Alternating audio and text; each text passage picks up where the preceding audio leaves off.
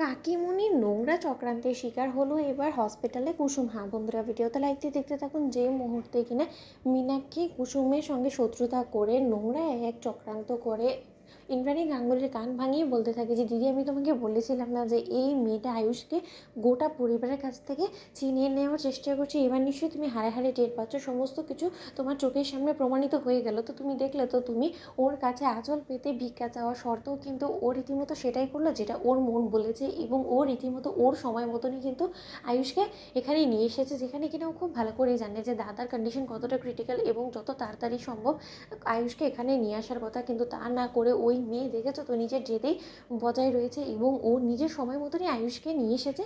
ঠিক সেই সময় এই কথা বলা মাত্র ইন্দ্রাণী গাঙ্গুলি যখন বলতে থাকে যে এই তোমার আসার সময় হলো, আমি তো তোমাকে বলে এসেছিলাম কুসুম যে যত শীঘ্র সম্ভব আয়ুষকে নিয়ে তুমি হসপিটালে চলে এসো। তাহলে এতটা লেট হওয়ার কী কারণ রয়েছে বলো তো? নাকি আমাকে নাকে খত দেওয়ানোর জন্য এই সমস্ত কিছু? কিন্তু এই সমস্ত কিছু তো তুমি পরবর্তীতেও করতে পারতে, তাই না?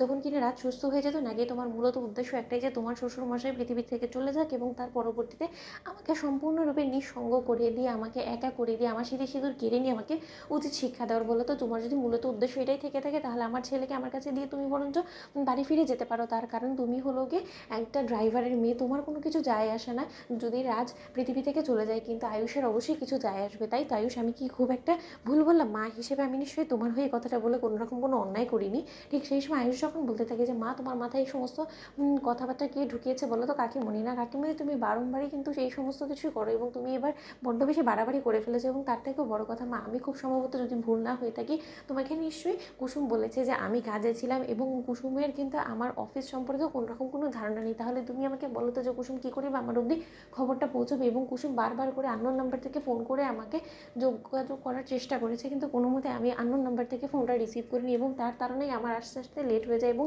বাড়িতে ফেরা মাত্রই কুসুম আমাকে সমস্তটা বলে এবং সেখানে আমরা এক বিন্দু সময় লস না করেই কিন্তু আমরা ছুটতে ছুটতে হসপিটালে চলে আসি। এবং তুমি নিশ্চয়ই এটাও খুব ভালো করে জানো যে হসপিটাল ঠিক কতটা দূরে। তাই বাবার কাছে পৌঁছানোর যতটা তারা আমাদের রয়েছে সেটা হয়তো আমরা তোমাকে বলে বোঝাতে পারবো না, কিন্তু আমি যেরকমটা চাই যে বাবা সুস্থ সবলে বাড়ি ফিরে যাক, ঠিক একইভাবে কিন্তু কুসুমও চাই। তাই শুধু শুধু কুসুমের উপরে আঙুল উঠিয়ে কোনো রকম কোনো লাভ নেই। ঠিক সেই সময় ইন্দ্রাণী গাঙ্গুলি বলতে থাকে যে বাবা, এখন বউয়ের হয়ে তুমি সাফাই গাওয়া শুরু করেছো, যেখানে তোমার বাবা রীতিমতো মৃত্যুর সঙ্গে পাঞ্জা লড়ছে, কিন্তু তা সত্ত্বেও তোমার কাছে এখন তোমার বউ এতটাই প্রিয় যে তার কাছে তোমার আর বাবা সম্পূর্ণরূপে তুচ্ছ হয়ে পড়েছে, তাই না? নয়তোবা তুমি ছুটে আসা মাত্রই, তুমি যদি আগের আয়ুষ থাকতে তাহলে সর্বপ্রথম হয়তোবা তোমার বাবার খোঁজ নেওয়ার চেষ্টা করতে, তুমি হয়তোবা তোমার বাবার কেবিনে ছুটে যেতে, কিন্তু তা না করে তুমি এখন তোমার বইয়ের সমস্ত দোষকে ধামাচাপা দেওয়ার চেষ্টা করছো। তা ভালোই করেছো, কিন্তু এই সমস্ত কিছু তো পরেও করা যাবে আয়ুষ, যখন কিনা তোমার বাবা সুস্থ হয়ে যাবে। আপাতত আমাকে একটু দয়া করো তুমি। তো বন্ধুরা, লাইক এবং শেয়ার করো, সাবস্ক্রাইব করতে ভুলো না।